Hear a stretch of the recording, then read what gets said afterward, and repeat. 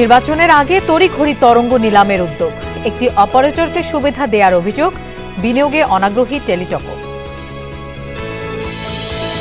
Mobile phone আমদানিতে শুল্ক কমাল জাতীয় রাজস্ব বোর্ড, সংযোজন শিল্পেও কমল কর হার, সেট প্রতি দাম কমার আশা। জ্বালানি সংকটে রেস্তোরাঁ খাত, নীরব চাঁদাবাজির অভিযোগ ব্যবসায়ীদের, স্ট্রিট ফুডের লাগাম টেনে ধরার তাগিদ।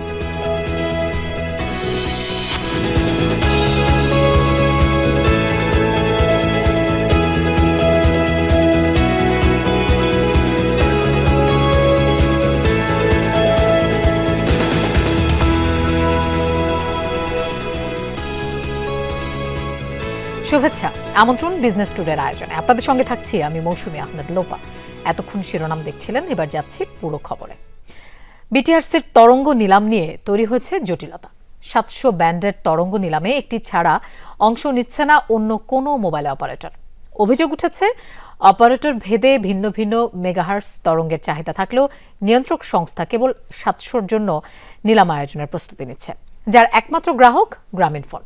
নির্বাচনের আগে তরঙ্গ বরাদ্দের প্রস্তুতি পুরো নিলাম প্রক্রিয়াকে প্রশ্নবিদ্ধ করে তুলেছে।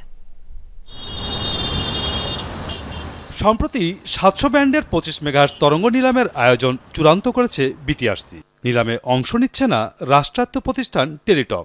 এরই মধ্যে বিটিআরসিকে চিঠি দিয়ে নিলামে অংশ না নেওয়ার কথা জানিয়ে দিয়েছে রবি আজিয়াটা এবং বাংলালিংকো। প্রতিষ্ঠান দুটি একই সাথে 900 ব্যান্ড এবং অন্যান্য ব্যান্ডের তরঙ্গ নিলামের দাবি জানালেও তা আমলে নেওয়া হয়নি। অপারেটর দুটির অভিযোগ, অর্ধেকের বেশি গ্রাহককে বঞ্চিত করে নির্বাচনের আগে কেবলমাত্র গ্রামীণ ফোনের জন্য তরঙ্গ বরাদ্দ করা হলে এখাতে বৈষম্য তৈরি হবে। এখন একটা অপারেটর হয়তো 700 মেগাহার্টজ স্পেকট্রামটা দরকার, আমার সেটা এখন দরকার নেই, আমার অন্য স্পেকট্রামটা দরকার। আমরা মনে করি যে সরকারের এটা সার্বিকভাবে বিবেচনা করা উচিত, বিটিআরসির এটা সার্বিকভাবে বিবেচনা করা উচিত। কারণ শুধুমাত্র একটা অপারেটরকে যদি আপনি স্পেকট্রাম অ্যালোকেট করেন, সেটা আনফেয়ার হয়ে যাবে। এবং আমরা যেহেতু উইথড্র করেছি এবং অন্য দুটো অপারেটর যেহেতু আগে অ্যাপ্লিকেশনও করেনি, সেক্ষেত্রে আমরা মনে করি না যে অকশন বলে আর কিছু এটা মিনিং থাকবে, এটা অ্যালোকেশনেই যেতে হবে। সরকারের ঘোষণা অনুযায়ী 700 ব্যান্ডের প্রতি মেগাহার্টজের দাম ধরা হয়েছে 237 কোটি টাকা। বিনিয়োগের অনাগ্রহ থেকে বাকি অপারেটররা নিলামে অংশ নিচ্ছে না বলে মনে করেন প্রধান উপদেষ্টার ডাক ও টেলিযোগাযোগ বিষয়ক বিশেষ সহকারী। তাদের আবেদনের ভিত্তিতেই আমরা এই কাজে নেমেছি এবং তাদের আবেদনের ভিত্তিতেই 10% স্পেকট্রাম তরঙ্গ মূল্য আমরা কমিয়েছি। এখন তারা যদি নিলাম ব্যবস্থাপনায় না আসে, তাহলে বুঝতে হবে যে আসলে তাদের বিনিয়োগের জন্য ওই বরাদ্দটা ছিল না আগে থেকে, অথবা তারা বিনিয়োগ করতে চাচ্ছে না। এবারে নিলামে 5000 কোটি টাকার বেশি তরঙ্গ বিক্রি হওয়ার পরিকল্পনা করেছিল BTRC. Masuduzzaman Robin, Jamuna News, Dhaka. Mobile phone আমদানিতে শুল্ক হার কমিয়েছে এনবিআর। প্রজ্ঞাপন জারি করে মোবাইল ফোন আমদানিতে শুল্ক 25% থেকে কমিয়ে 10% নির্ধারণ করা হয়। বলা হয়, নতুন শুল্ক হারের ফলে ফোন আমদানিতে বিদ্যমান আমদানি শুল্ক 60% হ্রাস পাবে। মোবাইল ফোনের উপকরণ আমদানিতে শুল্ক 10% থেকে কমিয়ে 5% নির্ধারণ করা হয়েছে। এতে মোবাইল ফোন সংযোজনকারী প্রতিষ্ঠানের উপকরণ আমদানিতে বিদ্যমান আমদানি শুল্ক 50% হ্রাস পেল। এনবিআর জানায়, এই সংক্রান্ত দুটি প্রজ্ঞাপন জারির ফলে 30,000 টাকার অধিক মূল্যের আমদানি হওয়া প্রতিটি মোবাইল হ্যান্ডসেটের দাম আনুমানিক 5,500 টাকা কমবে।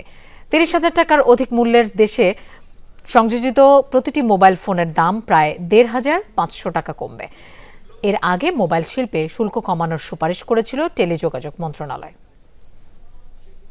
কাস্টমস ডিউটি আগে ছিল 25%, সেটা আমরা 10% নামিয়েছি, অর্থাৎ কাস্টমস ডিউটি প্রায় 60% কমিয়েছি। আমরা বাংলাদেশের সাম্প্রতিক যে শুল্ক ব্যবস্থাপনার পরিবর্তন দেখি, এতটা পরিবর্তন বাংলাদেশের সাম্প্রতিক ইতিহাসে কোনো খাতেই হয়নি। জ্বালানি একটি বড় চ্যালেঞ্জ। জ্বালানি নিয়ে সরকার দীর্ঘমেয়াদী পরিকল্পনা করেছে, পাশাপাশি এলপিজি সমস্যার সমাধানে কাজ চলছে বলে জানিয়েছেন অর্থ উপদেষ্টা ডক্টর সালেউদ্দিন আহমেদ। দুপুরে সরকারি ক্রয় সংক্রান্ত কমিটির বৈঠক শেষে জ্বালানি নিয়ে ভেনেজুয়েলা ও ইরানের ইস্যু উল্লেখ করে সরকারের পরিকল্পনা নিয়ে জানতে চাইলে এমন মন্তব্য করেন তিনি। বলেন, পে স্কেল নিয়েও পে কমিশন নিরবচ্ছিন্নভাবে কাজ করছে। কমিশন রিপোর্ট জমা দেওয়ার পর বিস্তারিত জানা যাবে।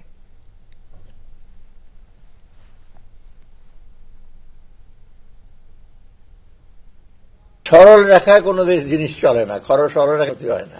মূল্যস্ফীতি শুধু সাপ্লাই ডিমান্ড ইস্যু করা হয় না, বাজারের ডায়নামিক্সটা ইজ বিয়ন্ড ইকোনমিক্স। আমরা জ্বালানির ব্যাপারে একটা দীর্ঘমেয়াদী একটা পরিকল্পনা করা হয়েছে। যদি আমরা ইনশিওর না করতে পারি লোকাল প্রোডাকশনরা, আমাদের নিজস্ব কয়লার ব্যবহারটা কিভাবে করবে, মধ্যপাড়ার কয়লাটা আছে সেটা হার্ড রক এবং কয়লাগুলো, এগুলো একটা কম্প্রিহেন্সিভ হিসেবে করা হয়েছে। তীব্র জ্বালানি সংকট রেস্তোরাঁ খাতে। এলপিজি সংকট এবং মূল্য বৃদ্ধির কারণে অস্বাভাবিকভাবে বাড়ছে ব্যয়। এতে খাবারের দাম বাড়ছে, কমছে ক্রেতা। এলপিজি সিন্ডিকেট ভাঙার দাবি তুলেছে বাংলাদেশ রেস্তোরাঁ মালিক সমিতি। জানানো হয়, মূল্যস্ফীতির কারণে রেস্তোরাঁ ব্যবসা এখন ঝুঁকির মুখে। ব্যবসা ঘিরে চলছে নীরব চাঁদাবাজি। নির্বাচনী ইশতেহারে রেস্তোরাঁ খাতের জন্য সুনির্দিষ্ট প্রতিশ্রুতি দরকার। রেস্তোরাঁ খাতে কর্মরত জনবল প্রায় ৩০ লাখ, প্রত্যক্ষ ও পরোক্ষভাবে এই খাতে জড়িত ২ কোটি জনশক্তি। মঙ্গলবার সকালে রাজধানীর ডিআরইউতে রেস্তোরাঁ খাতের সংকট তুলে ধরতে সংবাদ সম্মেলনের আয়োজন করে বাংলাদেশ রেস্তোরাঁ মালিক সমিতি।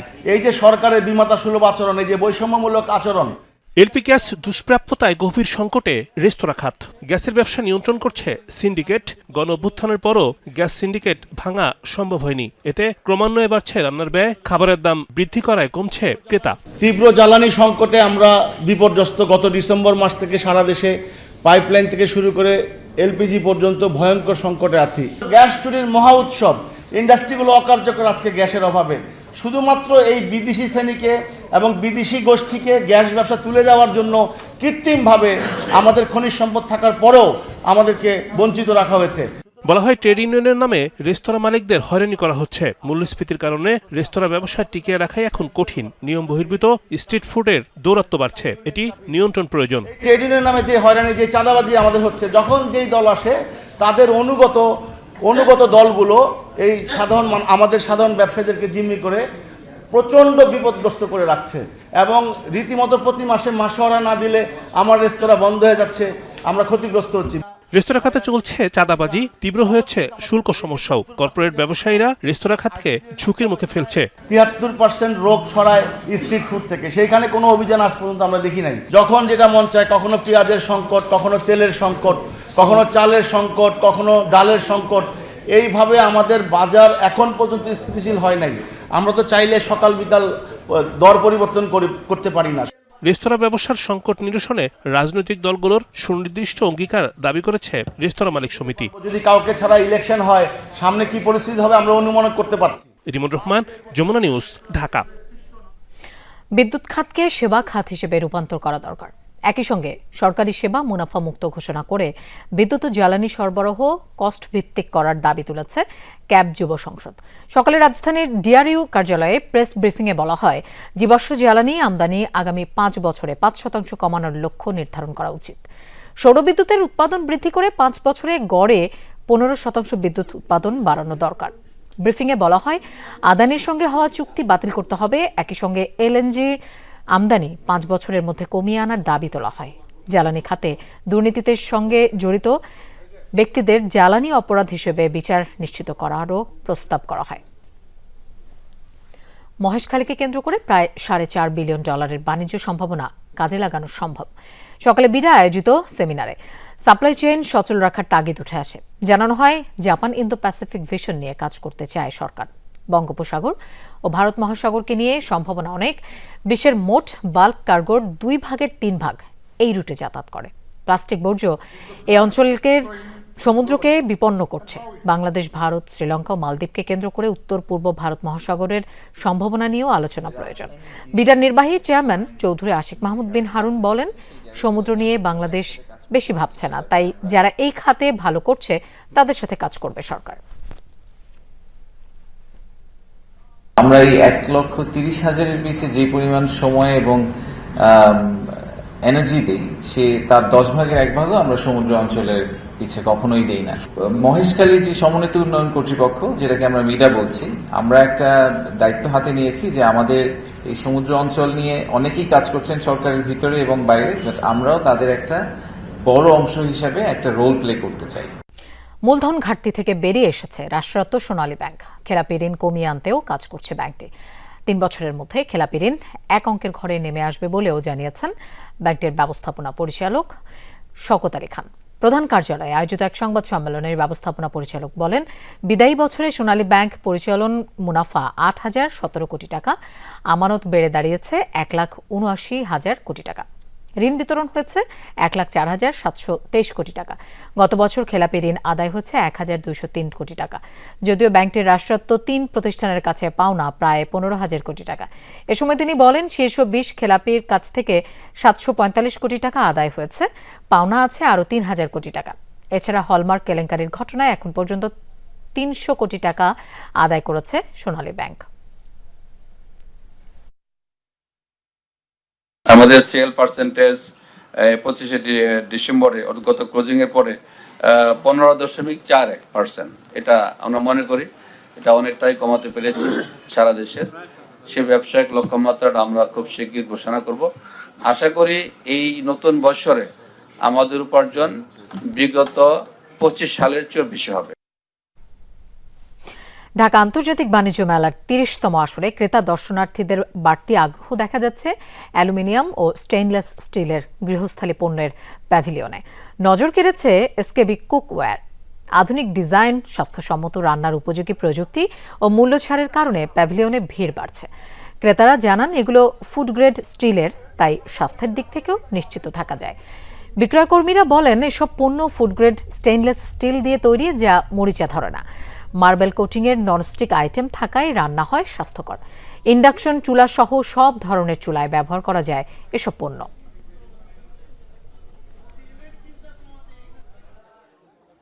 কখনো আসা হয় না এখানে, তাই ঘুরতে আসছি। একসাথে ঘোরা হয়ে গেল, কেনাকাটা হয়ে গেল। বাণিজ্য মেলায় আসলে কি একটা ছাড় পাওয়া যায় আর কি, ডিসকাউন্ট পাওয়া যায়, যার জন্য কেনাকাটা করতে সুবিধা হয়। কাস্টমার আমাদের চুজ করতেছে শুধুমাত্র স্টেইনলেস স্টিল পণ্যের জন্য, যেটাতে খাবার পোড়া লাগে না। আলহামদুলিল্লাহ ভালো সাড়া পাচ্ছি, দর্শকরা আসছে, দেখছে, তাদের পছন্দের প্রোডাক্টগুলো নিয়ে যাচ্ছে। কুড়িগ্রামে গবাদি পশু ও হাঁস মুরগির খামার করে অনেকেই স্বাবলম্বী হচ্ছেন। দারিদ্র্যপীড়িত অঞ্চলের মানুষ সচ্ছলতা ফেরাতে গড়ে তুলছেন ক্ষুদ্র খামার। এতে আর্থিকভাবে লাভবান হবার পাশাপাশি পুষ্টি চাহিদা পূরণ হচ্ছে। স্থানীয় পর্যায়ে তৈরি হচ্ছে কাজের সুযোগ। প্রশিক্ষণ ও বিপণন ব্যবস্থাপনায় খামারিদের পাশে আছে সরকারি বেসরকারি সংস্থা। কুড়িগ্রামের রাজারহাট উপজেলার রেখা বেগম ও হেলাল উদ্দিন দম্পতি কৃষিকাজের পাশাপাশি গড়ে তোলেন লেয়ার মুরগির খামার। কিন্তু করোনার সময় 8 শতাধিক মুরগি মারা যাওয়ায় আর্থিক ক্ষতির মুখে পড়ে পরিবারটি। এরপর ক্ষুদ্র ঋণ সংস্থার সহায়তায় 150 লেয়ার মুরগি দিয়ে আবারও শুরু হয় খামারের কার্যক্রম। এখন খামারে মুরগি আছে 1000-এরও বেশি। আমার খামারে লেয়ার মুরগি আছে 1050টা। পার ডে আমার খরচ যায় 6000 টাকা। আর পার ডে ডিম বিক্রি করি আমি মানখান 9 থাকি 9,500 টাকা। আরডিএসের প্রশিক্ষণ নিয়ে আমাদের 150 বাচ্চা দিচ্ছে। 150 বাচ্চা থেকে 1050টা বাচ্চা আমরা এখন ডিম পাচ্ছি। এখন তাই দিয়ে কিছু লাভবান হচ্ছি। একই উপজেলার দিনমজুর দম্পতি কাছিরন বেগম আবেদ আলী 1.5 বছর আগে বিনামূল্যে 2টি ছাগল পেয়ে এখন তৈরি করছেন 9টি ছাগলের খামার। পাশাপাশি রয়েছে বেশ কয়েকটি ভেড়াও। আরডিএস থাকি 2টে বিনা পয়সায় পাঠা দিছে, পাঠার থাকি 9টা আইছে। 9টা থাকি গিয়ে আমরা বীজ দেখাই, মানে দেশি ছাগলের 200-300 আর আম ছাগলের 400-500, এইভাবে আমার সংসারটা চলে। পেকিন হাঁস, ব্রয়লার, লেয়ার মুরগি লালন পালন করে ক্ষুদ্র খামারিরা 50,000 টাকা আয় করছে। প্রান্তিক নারীরা খামার ব্যবসা করে পোল্ট্রি খাত সচল রেখেছে। হতদরিদ্র পরিবারের কর্মসংস্থান নিশ্চিতের পাশাপাশি পুষ্টি চাহিদাও পূরণ হচ্ছে। পেকিং হাঁস আছে আর ব্রয়লার মুরগি আছে। আমি অর্গানিকভাবে উৎপাদন করতেছি। খামারে এলাকাবাসীর উপকার হচ্ছে, আমাদেরও উপকার হচ্ছে।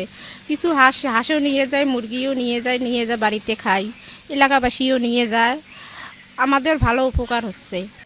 উৎপাদন, প্রক্রিয়াজাতকরণ এবং বিপণন পদ্ধতিতে প্রান্তিক হতদরিদ্রদের মধ্যে প্রশিক্ষণ এবং ঋণ সরবরাহ করছে ক্ষুদ্র ঋণ সংস্থা। কর্মকর্তারা বলছেন, এই অভিজ্ঞতা কাজে লাগিয়ে দেশের বিভিন্ন প্রান্তে এসব কার্যক্রম ছড়িয়ে দেওয়া হবে। প্রশিক্ষিত করি, দেন আমরা তাদেরকে অর্থায়ন দিচ্ছি ঋণ, আর অল্প কিছু বিষয়ে আমরা অনুদান দিচ্ছি, অল্প কিছু বিষয়ে। তবে আমরা পুরো এগ্রিকালচারের চেইনটাকে আমরা সাপোর্ট দিচ্ছি, উৎপাদন, প্রক্রিয়াজাতকরণ এবং বিপণন।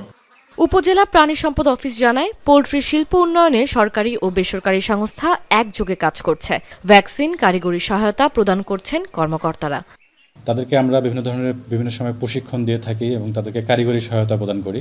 বিশেষ করে তাদের ভ্যাকসিন এবং রোগাক্রান্ত হলে তাদের চিকিৎসা, এসব বিষয়ে আমরা তাদেরকে সহযোগিতা প্রদান করে থাকি।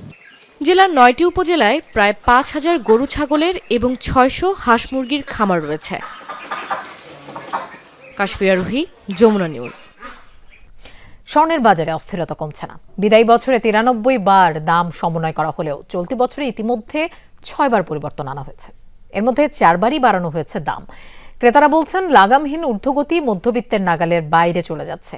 বাংলাদেশ জুয়েলার্স সমিতি বাজুস এবার এক লাফে ভরিতে 4,199 টাকা দাম বাড়িয়েছে। সকাল থেকে ভালো মানের অর্থাৎ 22 ক্যারেটের 1 ভরি স্বর্ণের দাম বেড়ে দাঁড়িয়েছে 2,32,055 টাকা। এটি দেশের বাজারে স্বর্ণের সর্বোচ্চ দাম। এছাড়া প্রতি ভরি 21 ক্যারেট স্বর্ণের দাম বেড়ে 2,21,449 টাকা এবং সনাতন পদ্ধতির স্বর্ণের দাম বেড়ে 1,56,881 টাকায় বিক্রি হচ্ছে। ইরানের সাথে বাণিজ্যিক সম্পর্ক রাখলে যে কোনো দেশকে দিতে হবে 25% শুল্ক। এবার নতুন এই হুমকি দিলেন মার্কিন প্রেসিডেন্ট ডোনাল্ড ট্রাম্প। অবিলম্বে এই শুল্ক কার্যকরের কথাও বলেন। সামাজিক যোগাযোগ মাধ্যম ট্রুথ সোশ্যালে দেয়া পোস্টে জানান, তার এই ঘোষণাই চূড়ান্ত। ইরান যখন সরকার বিরোধী আন্দোলনে উত্তপ্ত, তখনই এমন শুল্কের ঘোষণা তেহরানের উপর চাপ সৃষ্টি করতে পারে বলে মনে করছেন কোনো বিশ্লেষক। ইতিমধ্যেই যুক্তরাষ্ট্র, জাতিসংঘ এবং ইউরোপীয় ইউনিয়নের আরোপিত কঠোর নিষেধাজ্ঞার কারণে আন্তর্জাতিকভাবে বিচ্ছিন্ন ইরান। দেশটির প্রধান বাণিজ্য সহযোগী হল চীন, তুরস্ক, সংযুক্ত আরব আমিরাত এবং ইরাক।